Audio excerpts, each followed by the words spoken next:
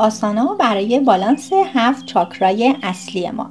از چاکرای ریشه شروع میکنیم. کافیه که ویدیو رو تماشا کنی و هر کاری که من انجام میدم رو انجام بدی.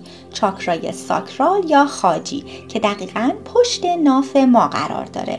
چاکرای خورشیدی، این چاکرا مارس درونی ماست. اگر به هم ریخته باشه شما عصبی و خشمگین هستید. چاکرای قلب، مرکز ارتباط با الوهیت و خود برتر ماست. عشق از این چاکرا دریافت و انتقال پیدا میکنه. چاکرای گلو، مرکز صحبت صادقانه و کلام شیواست.